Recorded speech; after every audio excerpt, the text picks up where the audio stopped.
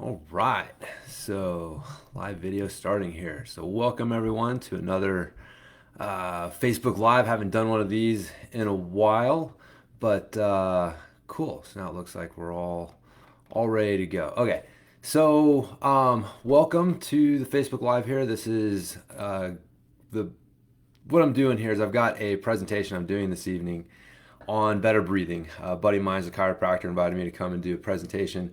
And I've done this before, but I haven't had a chance to do it in a little while. Just had some other things going on. And so I wanted to get a chance to practice it.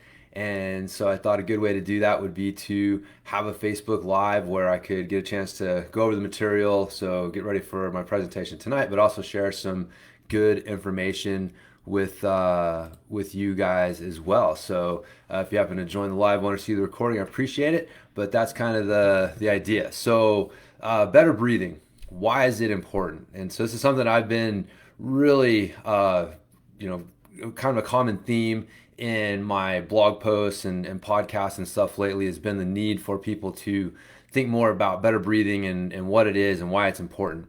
And the reason is that it impacts your life in three important ways, right? So it's going to impact your performance, it's going to impact your recovery, and it's going to impact your mindset.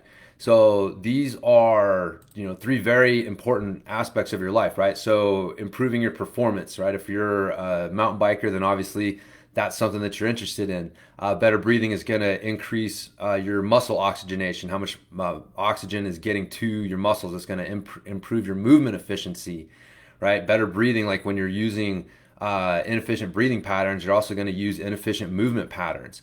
And it's also going to give you decreased breathlessness during training and performing. So improving specifically your CO2 tolerance, which I'll touch on here in a second, is a part of improving your breathing. And that CO2 tolerance is what is directly connected to that kind of panicky, I can't catch my breath, feeling. And so sorry, I keep getting these stinking things that pop up every time I come on to Facebook Live. It's got a little bit new system and platform, and they keep popping things up on me here. So I apologize if I'm getting a little distracted because I'm not used to that. So I would just ignore those things and keep on going. So better recovery, right? Remember, your results come from training plus recovery. So the better you're recovering, the better results you're going to get from what you're doing. And better breathing is going to improve this through improved sleep, right? Your breathing quality is directly tied to your sleep quality. It's decreased inflammation, and it's also going to improve your blood pH. And all of these things are factors in how well you're recovering from what you're doing. So, your training, your life stress, riding, all of those things. And then finally, an improved mindset, which is, really important again for just daily life, but also for performance. As mountain bikers, mountain biking is a dangerous sport. It does require a certain type of mindset to be able to do well at it. So with better breathing, it's going to help you control your stress levels. It's going to give you better focus and concentration on what you're doing. And you're also going to be able to control your performance related anxiety better. So if you compete and deal with pre-race jitters, then your breathing can help control that and impact that as well. So again, these three things are big parts of what we're doing, right? Your performance, your recovery, and your mindset have a big impact on your everything that you do, right? So this makes better breathing the one lever that you can pull that's going to improve everything else. When you improve your breathing, you're going to improve your performance, you're going to improve your recovery, you're going to improve your mindset, right? You're going to improve your sleep. All these things that I just touched on, all these things are going to improve through better breathing. And so it's that low-hanging fruit that a lot of people just aren't taking advantage of.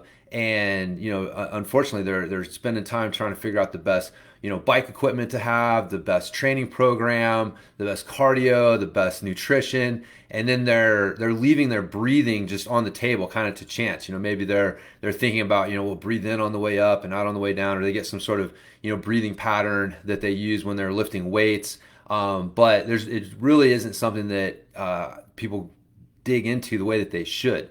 And so for myself, I've been through, I've always known the importance, not always, but, better breathing or the importance of breathing is something that I've been aware of for a long time. But it's really over the last couple of years that I dove really deep into this and realized that, man, we're just scratching the surface, and there's a lot of stuff that we're not taking advantage of by not paying more attention to this. And so, myself getting certified through the XPT organization and also the Oxygen Advantage, and doing a bunch of webinars and workshops and just other educational opportunities over the last few years has opened my eyes to a whole world of opportunities and ways that we can improve these things through better breathing. And so better breathing, it is foundational, right? Your breathing is the foundation for everything else that you do. And it is transformational, right? Like when you improve your breathing, or if you have bad breathing habits, which I'll touch on here in a second, some of the common breathing dysfunctions, and you fix those things, it can be transformational as far as your mindset and how you're feeling and how you're performing goes. But the thing is, it's not rocket science, okay? You don't have to be, spend a ton of time, like be a yogi who retreats into a cave for 15 years and meditates to really get the benefits from better breathing and some of the tools and methods you can use to improve that. And so the common breathing dysfunctions that you want to be aware of, the first is overbreathing. And this is a really common one. And overbreathing is when you are breathing more than what the metabolic demands for the moment are. And so a good way to test this is at rest. Okay, so just take a stopwatch and see how many breaths you take in a minute. And anything over 8 to 10 breaths in a minute is considered overbreathing. And I will bet that most of you watching this are over that 8 to 10 breaths per minute. And so again, it's a super common thing that we don't really think about it. It's this like, well, what's the big deal? Who cares if you're over breathing? Well, one, it's inefficient. And two, you're blowing off, not only are you taking in more oxygen than you need, but you're also blowing off more CO2, carbon dioxide, than you need. And carbon dioxide is not just a waste gas that we need to get rid of. Okay, it plays a very important metabolic role in the body, where your body uses carbon dioxide to help it release oxygen from red blood cells. It's called the Bohr effect. And so you need CO2 in the body to release the red blood cells. And so if you have chronically lowered levels of CO2, then you're going to have trouble oxygenating working muscles as efficiently. And so the other aspect of that is rising levels of CO2, or what trigger that breathless, I can't catch my breath feeling. Okay, it is a primitive little lizard brain thing, right? There's a difference between running out of gas and getting breathless. And getting breathless is that panicky, I got to catch my breath. It forces you to stop or slow down. And as soon as you catch your breath, you're fine, right? You can keep going. But in that moment, it can get pretty intense as far as like, holy crap, I can't catch my breath. Am I going to be able to catch my breath? And so, high rising levels of CO2 are what trigger that. So you've got this kind of paradox where you need CO2 to release red blood cells or oxygen from the red blood cells, but too much or, rising levels of CO2 trigger that panicky, I got to catch my breath feeling that can derail your performance. And so when you're over breathing and you have these chronically lowered levels of CO2, then you're screwing that up from both directions. Like one, you're going to have less CO2 available to release oxygen from red blood cells, but you're also going to take less of a rise of CO2 to trigger that, holy crap, I got to breathe feeling. And so this is why over breathing is so bad. Okay, so doing it at rest, doing it when you sleep, doing it when you're performing, we tend to do it a lot. And like I said, it has a direct impact on, several things, but specifically those CO2 levels get impacted in a negative way from over breathing. And so another thing that you need to watch for is vertical breathing. And that's basically also known as chest breathing. So if you're to put your hand on your chest, or you're to watch, yourself breathe, and if you see your chest and shoulders rising up as you're breathing like this, that's no good. Okay, that's vertical breathing. Like you should, if you are breathing up into the chest, it should be expanding more out, okay, right, where you're able to breathe fully in, but you don't see the shoulders and the chest rising as you're doing that. And so that's just an inefficient way to breathe. You're using your other muscles besides you want to use the diaphragm and the intercostals. Okay, those are your respiratory muscles. And those, if this vertical breathing is an indication that you're using muscles other than that. All right, so it's an inefficient way to breathe, and it's also going to mean that you're going to move less efficiently. Right, so the muscles, your body's primary thing is to breathe. Right, its primary objective. Because if you can go for days without food, days without water, right, but you can't go more than a few minutes without oxygen.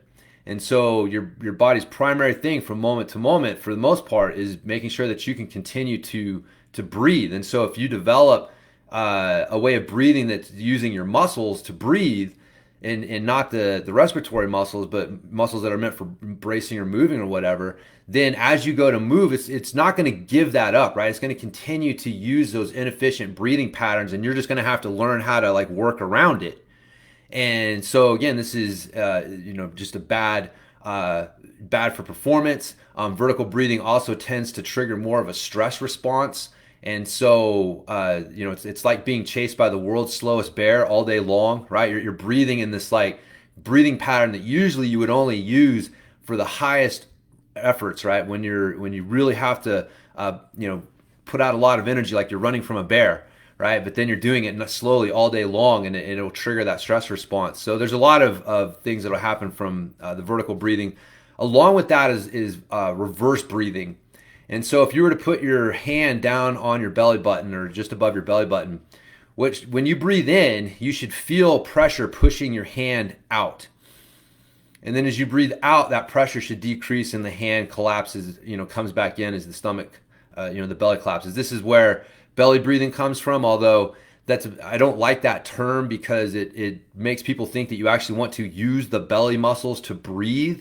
That's not what you're wanting to do. If you use the diaphragm, right? Diaphragm is the dome-shaped muscle underneath the lungs. As you breathe in, it flattens out, and that's what pulls air into the lungs. And as you breathe out, it relaxes, goes back to the dome shape, and that's what pushes the air out. And as you're breathing in and it comes down, it's pushing on the gut and the viscera and everything, and that's what creates that pressure that pushes the belly out. And so you can use the belly. I've seen it happen with people where they actually are so focused on belly breathing that they're actually using their abdominal muscles to drive their breathing, which is not what you want to do. But beyond that, the reverse breathing is where you're reversing that pattern, where when you breathe in, your belly comes in, and when you breathe out, it goes out. So, when you breathe in, the belly comes in, and when you breathe out, the belly pushes out. That's the reverse of what you want to have happening. And that's usually tied into vertical breathing. You'll find that people that do vertical breathing will also tend to have some reverse breathing as well. They just kind of tie in together. But that's another breathing dysfunction that you need to be aware of. And then finally, the last common one is sleep apnea. And along with this is snoring. Okay? Snoring is a type of breathing dysfunction, and it will lead to sleep apnea a lot of the times. And sleep apnea, where you are unknowingly holding your breath throughout the night, is no good. It is, just do a little research on sleep apnea and the effects that it has on sleep and health and stuff, and you'll see it's a terrible thing that you want to avoid. And so, anyways, but that's, your sleep or your breathing dysfunctions, right? You don't wake up one day with sleep apnea, right? It happened over time, and there were other breathing dysfunctions that were manifesting themselves and showing themselves that weren't being addressed, that eventually led down the road to sleep apnea. And that's not, so you can address these things, hopefully, like before you get to that point. But if you're snoring, then that's a good sign that you're on that road, and you want to address that. And, I'll talk about that here in a second, something that you can do. But this is something, especially if you're over 40, that you need to think about, because if you're over 40 years old, then you are 60% more likely to spend half the night mouth breathing. Okay, and that's really bad. If you're mouth breathing at night, then that's just, again, inefficient breathing. You're going to tend to be over breathing. It's going to lead to snoring and sleep apnea. So the mouth breathing is a bad habit, but the chance or the odds of us suffering from that increase as we get older. And so definitely something the 40-plus-year-old rider needs to be paying attention to. So those are your common breathing dysfunctions. And along with the breathing dysfunctions, just understanding what those are, the other thing is understanding the importance of CO2, which I touched on, how you need CO2 both to release oxygen from red blood cells, but you also need, or CO2 is also what triggers that, breathless, like I can't breathe feeling. And so it's finding a balance there that's important. But once you understand those things, okay, what are the common breathing dysfunctions, and then the importance of CO2, like those two things right there will give you pretty much everything you need to know to improve your own breathing. And so as part of the improving your breathing, old Chinese saying, to be different from what you are, you must first know what you are. And he said that's where I always tell people that's what it is. So I don't know where I got that from, but it sounds better when I say it's an old Chinese saying. So anyways, but it is true, right? Like you can't change what you are until you know what you are. And so this is where assessments come in. And so how do you know whether you've got some of these breathing dysfunctions? Well, there's a couple easy assessments that you can do that will help you figure that out, right? So the first one I already touched on, which is breaths per minute. Okay, just how many breaths do you take in a minute? And anything over 8 breaths, 8 to 10 breaths is going to be considered over breathing. And so if you're over breathing at rest, then odds are going to be pretty high that you're also over breathing when you're working. Okay, when you're training or riding or whatever you're doing, you're probably over breathing for that as well. Excuse me. The other thing is the BOLT score. It's the body oxygen level test, and this measures how sensitive you are to rising levels of CO2. And so what you do is you take from nice and relaxed, right? You don't do this right after you've been working or you're still breathing hard. So when you're relaxed, you sit down and you take a normal breath in and a normal breath out, and then you pinch your nose and hold your breath on the exhale. And you wait and see, you time, how long does it take for you to start getting that I need to breathe feeling. Okay, it's not a maximum hold. You're not trying to see how long you can push yourself into that. You're just seeing, when does it start to trigger it? When do I start to feel that? And it can be like some tightness in the chest or the throat. It may be, the little voice starting to scream at you. Okay, it can manifest itself in different ways for different people. But when do you start to get that I got to breathe feeling coming on? And what you're looking for, preferably, is to be able to do that for 25 to 30 seconds. And so if anything under 20 seconds, and you definitely have, you're overly sensitive to rising levels of carbon dioxide. And again, this is going to directly impact your performance when you're riding, because you're going to trigger that holy crap, I need to breathe feeling even easier. So so that's what the BOLT test tells us. And again, when I was normal breath in, normal breath out, right? A normal breath out is just exhaling to a comfortable full exhale, or a comfortable exhale, right? So I could do a normal breath out, and then I still have air that I can push out. Like I can go like, right, and push it all out. That's not what we're talking about. It's not a full maximum exhale. It's just a regular exhale, which for most people is going to be about 80% if you want to put a number on it. But that's what you're looking for. So anytime I say normal breath in and normal breath out, then that's what I'm referring to as far as the breathing out and holding on the exhale. And so along with that, the BOLT score is a simple self-screen that you can do. And again, I've already touched on one of the tests that you can do, which is put your hand right above your belly button, and then breathing in through the nose and out through the nose, and see, do you feel your hand pushing out? Do you feel the pressure pushing the hand out when you breathe in, and then as you breathe out, does it come in? And so again, you may notice that it's going backwards, right? Doing that in reverse. You may notice that it's not really doing it at all. You're having a tough time feeling that. And so that's would be an indication of poor breathing mechanics. Another thing that you need to check, though, is a good breathing should have 360 degrees of pressure pushing down on the abs down there, right? So what I mean by that is, I'll show you, pop this down here. So take a C grip and you put it right on your lower floating ribs, right? So not on the soft stuff, but right on the bottom ribs. And then now when you breathe in, you should feel your hands push out. And as you breathe out, they come in.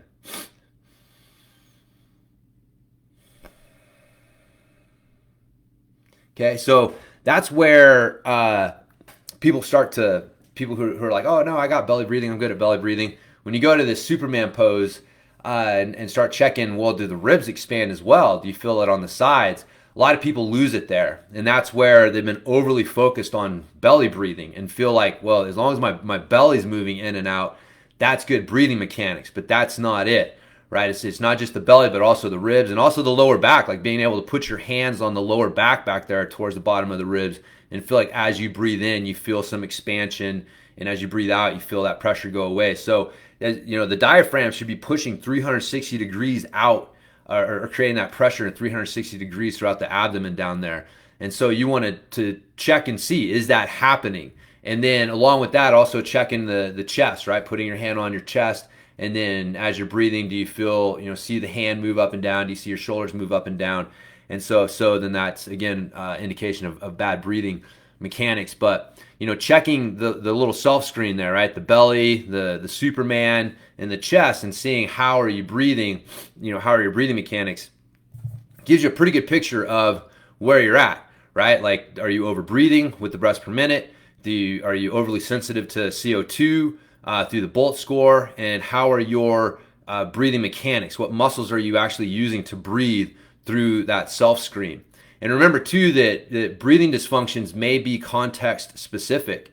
So you may find that, well, I breathe fine sitting here, but if I start walking or running or on my bike, you may find that you start to develop or use less optimal breathing habits. So that's why it's important to check yourself in different positions, but especially if you're a mountain biker, like getting on a stationary bike. And again, it's going to be difficult to get yourself in the exact position, but get yourself pedaling and then check and see, how are you breathing to again see if you're using good breathing mechanics while you're actually on the bike performing. So once you've done that, like I said, you've got a pretty good idea of where you're at. And if you pass all of those, then great. Just keep doing what you're doing. Okay, but odds are one or more of those things you probably didn't get the best score on, or you didn't feel like you were able to feel the pressure in the right areas, as much as you want. So that means that you got some things to work on. And so as we're looking at, how do we improve these things, you want to keep in mind a couple things, or three things really.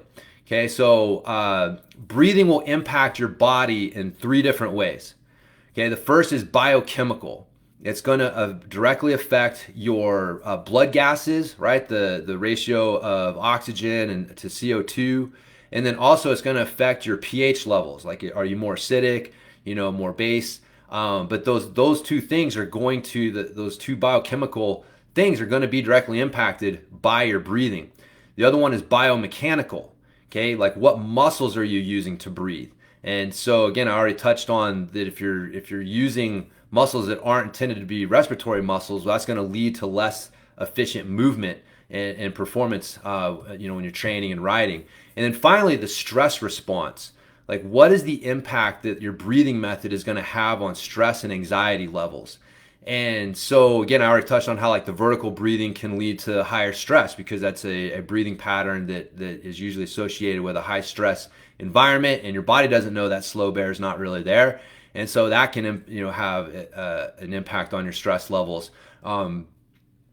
Fast, shallow breathing, chest breathing is going to impact stress levels negatively. So there's a lot of different ways, but the way that we're looking at this through science is through HRV, right? Heart rate variability.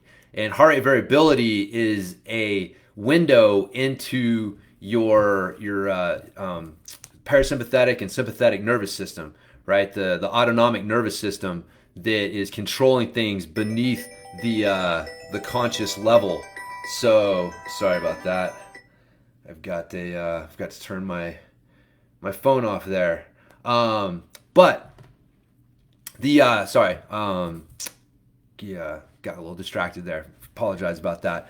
So the HRV is what is how you're able to tell like how this is are you a little more on the sympathetic, a little stress or parasympathetic, right? Rest and recovery, right? So there's a teeter totter there. And so you're always, the trying to balance that teeter totter. And when that teeter totter gets stressed too far to one side, right? Especially if it's the stress response, the sympathetic nervous system is overly excited, then that's where you start to get overtraining and just things that are associated with high stress levels. Okay, and so they've shown that different breathing patterns can impact your HRV and raise or lower it. A bunch of different stuff can affect it, but breathing is one way that you can hack directly into your that autonomic nervous system and affect your stress levels. And so just knowing this, thinking about like, okay, so whenever we're looking at improving our breathing, we need to look at it through these three dimensions: the biochemistry, the biomechanics, and also what is the stress response? What is the impact it's having on our stress response? And is that the one that we want, right? Because sometimes if you're getting ready to perform, then you want to maybe be ramping things up a little bit, right? Like there's a sweet spot where you don't want to be too relaxed, you don't want to be overly stressed, right? And so, but if you may find yourself needing to use some breathing techniques to actually raise your stress levels and raise your alertness a little bit. But anyways, it's you can use it for either one. But this means that your breathing is going to have three elements or do three things, right? LSD. Where does the LSD come from? That was in the title there. And so yeah, we're not talking about LSD, the hallucinogenic drug. We're talking about LSD, an acronym for light, slow, and deep, right? So light breathing is going to, specifically using your nose to breathe as much as possible. Light breathing is going to affect the biochemistry. Okay, that's going to help with avoid over breathing, which is going to have an impact on the biochemistry. Slow is basically match your breathing to your effort level. And so if you're not in a stressful situation, then your breathing should be nice and slow. And the slow breathing will have an impact on your stress response. Again, if your exhale is as long or longer than your inhale, then generally that's going to tip you towards the rest and relax side of things. And the opposite, right? If your exhale is quick and is faster than your inhale, then that will tend to tip you towards the stress side of things. And so, typically you want that breathing to be as slow as you can for the situation, right? Like when you're performing, what slow means is contextual, right? And so when we're just sitting here relaxing, slow is going to mean something different than when I'm on my bike riding. But I still want to have that same basic concept of breathing as slowly and controlled as I can based on the context. And that is going to help control the stress response. If I start breathing faster than I need to, then that's going to perhaps impact my stress response negatively. And so again, like before a race, you're standing there on the starting line and controlling your breathing, making sure that you're not allowing your breathing to speed up and get away from you. And you start with the like, right? And start getting yourself stressed out, making sure you're maintaining, right? Like the long, slow exhales and slowing the breathing down. That'll help control the pre-race anxiety. And so, and then finally, deep, right? The D in the LSD is deep. And that means breathing deep into the lungs using the diaphragm. And diaphragm is going to tie directly into biomechanics. Okay, and so light, slow, and deep. If you're doing those things, right? Breathing light, breathing slow, and breathing deep, then you're going to be, in general, more than likely having good breathing, right? And so applying those things to different contexts is kind of the key there. But just kind of touching on these three things with the light, and this ties into nasal breathing. I touched on this, but we are made to breathe through our noses, right? The mouth is there to talk and to eat and act as air intake and CO2 exhale during super high intensity, stressful situations. And that's it, right? Besides that, we should be using our nose to breathe.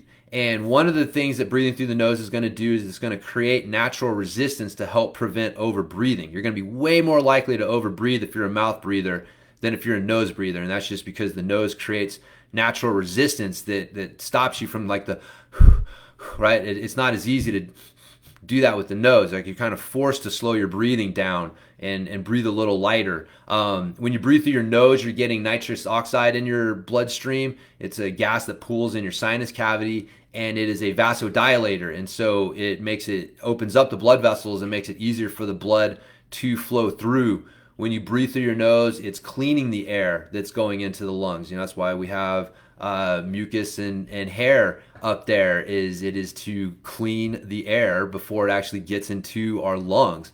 And then finally, it conditions the air that gets into our lungs. And so it matches the temperature and humidity level to what is, optimal for the lungs. Now, none of this happens when you mouth breathe. When you mouth breathe, you're going to be way more likely to be over breathing because there's no resistance. Or very little resistance there. You're not getting the nitrous oxide. It's whatever you breathe in, man. The cleanliness and the temperature and humidity, that's what's hitting your lungs. And so the breath of air that goes through your nose is much different than the breath of air that comes in through your mouth. And it's much more beneficial to breathe through your nose. But again, it'll help you control the speed and how, the light breathing. Matching your breathing to your effort level. And again, we were just talking about generally at rest and at sleep, you need to be slowing your breathing down. When you are avoiding overbreathing, right, slowing things down, then you're going to be, you're not blowing off the CO2 as much, right? So you're not going to have those chronically lowered levels of CO2. There's slower breathing, like I touched on, is going to help control anxiety and arousal levels. And so again, slow breathing is a great way to keep yourself from, if you feel the anxiety and stress coming on, I guarantee you your breathing is, you're probably tight, breathing with the neck and shoulders, right? Slowing that down can definitely help. So all of a sudden I'm a super popular guy this morning. And finally, anticipating hard efforts and increasing your breathing before you need to is a great way to improve your performance. And so, and what I mean by that is so over breathing when you don't, just all the time, unconsciously is no good. But over breathing specifically because you have a hard effort coming up and you want to go ahead and blow off some CO2 and raise the oxygen levels and get ready for that hard work, that's a good strategic way to use overbreathing. And so you can, one of the things I've recommended is that you got a hill coming up, instead of waiting till you're halfway up the hill and it's getting hard and that forces you to start breathing harder, then start breathing harder at the bottom, shift to a higher breathing gear, and you'll find that you're able to push harder longer if you start breathing before you need to. Breathe in anticipation of the hard effort, right? Like I think about it like it's a old steam powered locomotive and you got to shovel coal into the boiler to get it to go, and you see a big hill coming up. You're not going to wait till you're halfway up that hill and start running out of steam to start shoveling more coal into the fire, right? Like you're going to start shoveling more coal into the fire at the bottom and use that to gain momentum into the hill. And oxygen is that coal. Like that is the coal that stokes your metabolic fire. And so if you start shoveling that coal in at the bottom of the hill in anticipation, you're going to find that you're going to be able to cruise through that hill easier than if you had waited and started trying to shovel that coal in halfway up. And so that's the matching your breathing with your effort level. And then finally, breathing with the diaphragm. When you breathe with the diaphragm, it's going to draw the oxygen into the bottom of the lungs. And the way that the lungs are set up, they're big triangles. Okay, and so breathing into the bottom of the lungs is going to have more surface space and more blood for gas exchange. And so just, gravity pulls blood towards the bottom of the lungs. Again, the bottom of the lungs, you have more surface area down there. And so you're going to have much more efficient gas exchange, getting the oxygen in and the CO2 and other waste products out if you're breathing deeply into your lungs, right? And so again, breathing deep doesn't mean take as big a breath as you can. It means breathing deeply into the lungs using the diaphragm. So you're starting at the bottom. And so again, you can breathe light and slow and still breathe deep, right? A light breath into the diaphragm is still a deep breath.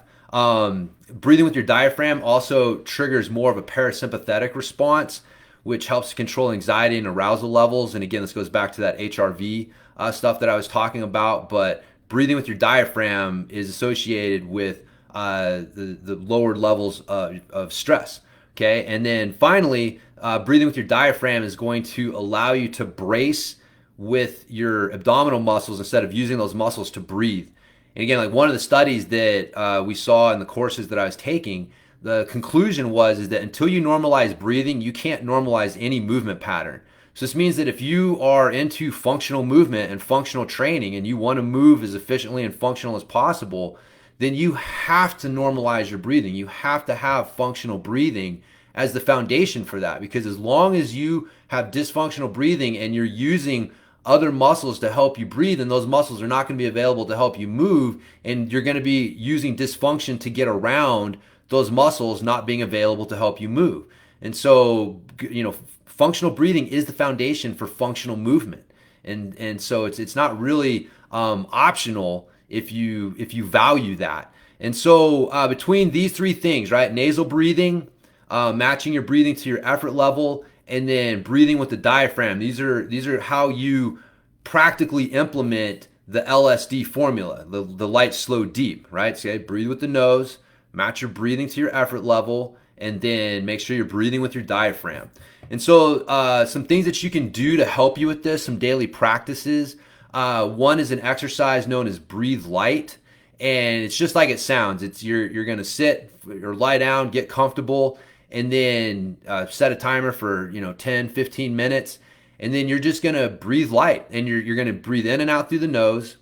And you're just monitoring the air going in and out through the nose. That's your whole world, is just feeling the air going in and out through your nose. And if your attention wanders, that's totally fine. Just bring it back. The point isn't to have your attention perfectly on the air going in and out through your nose the whole time. This is a chance for you to strengthen your attention and notice when your attention wanders, and then to bring it back. So this is also a form of mindfulness practice or meditation or whatever words you want to use.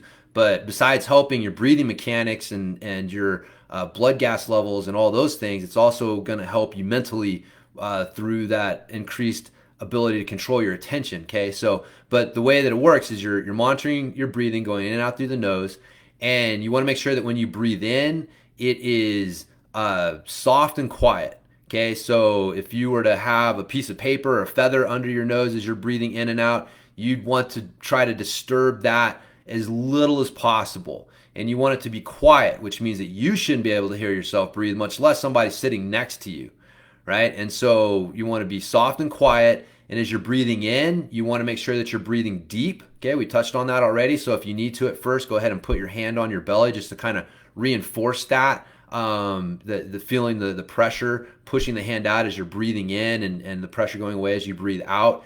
And then finally, as you breathe out, you should feel yourself relax. Okay, it should be like a total body feeling of relaxation. So you're breathing in and out.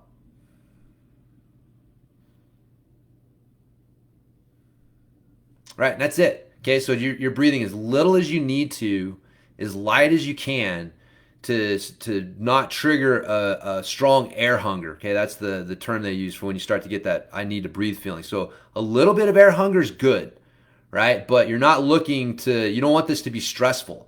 And so you're trying to find that line, like how little can I breathe? How light can I breathe to just walk that edge? And that right there is going to do a lot towards helping with your breathing mechanics, towards helping with the LSD formula, helping, with over breathing. And so there's a lot of different benefits that breathe light exercise is going to have for you, along with the mindfulness and attention benefits. Another thing that you can do is mouth taping at night. And I touched on this earlier, but snoring leads to sleep apnea, which is just a terrible thing to do to you. It's just not healthy for you, okay? And so to avoid that, you can do mouth taping. Now, the easiest thing to do, I forgot to grab some Scotch tape, but just take a piece of Scotch tape, about like that long, and put it on the middle of your lip, right? So it's just going to cover like that. So I can still breathe, I can still talk outside of my mouth, But what it does is it encourages my lips to stay closed. And so if you do this at night and you're gonna you wake up in the morning and it's open, right? Then you know, oh man, I'm mouth breathing really badly. And so, maybe use two pieces the next night or whatever. But you don't need to go crazy, like duct tape your mouth shut or anything like that, right? It doesn't need to be something that can cause panic where you're like, holy crap, I can't breathe.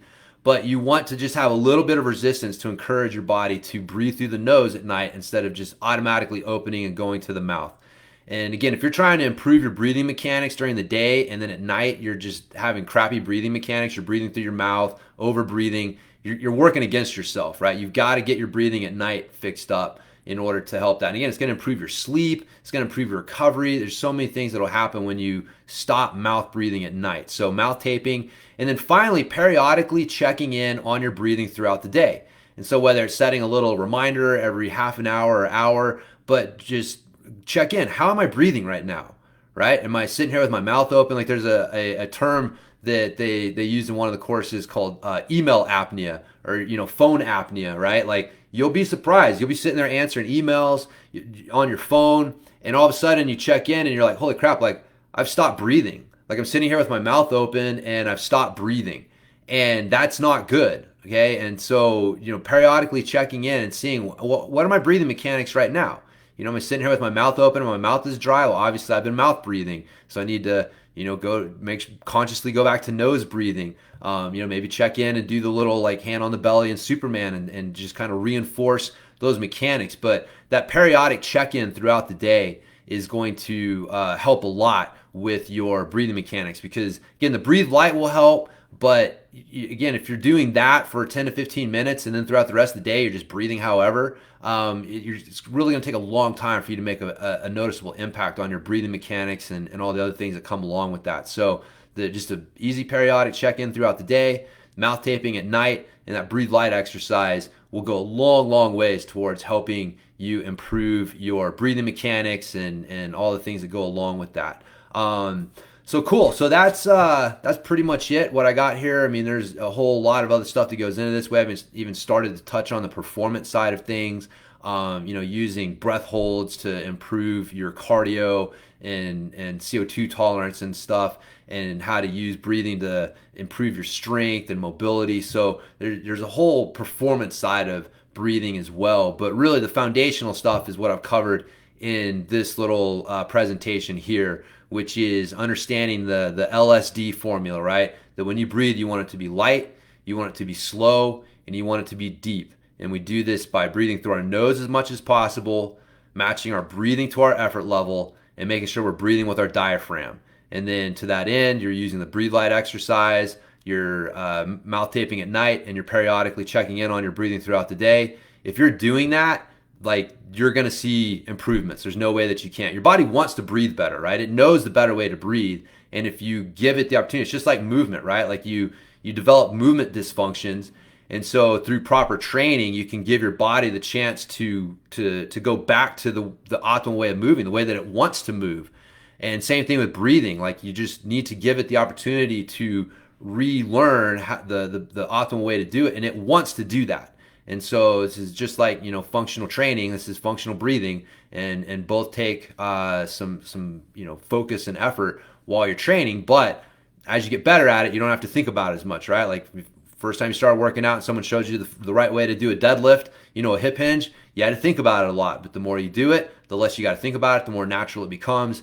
Same thing here. So just take that same approach that you've used towards getting better on your bike, getting better, in the gym, getting better at pretty much anything in life, and applying it to this, and you'll be guaranteed success. So anyways, if you want some more information on this, you can check me out at bikejames.com. Just do a search there for breathing or breath work. I've got a bunch of different posts and articles and podcasts and stuff that I've done covering this subject. And yeah, hopefully you guys have enjoyed this and gotten some good information. I appreciate the chance to practice my presentation before I go do it to a live audience that's actually staring at me this evening. But yeah, if you had the chance to join me for this, I really appreciate you taking the time. And if you're watching the replay, hopefully you get something good out of it. But I'm going to go ahead and wrap this up, and I'll talk to everybody next time.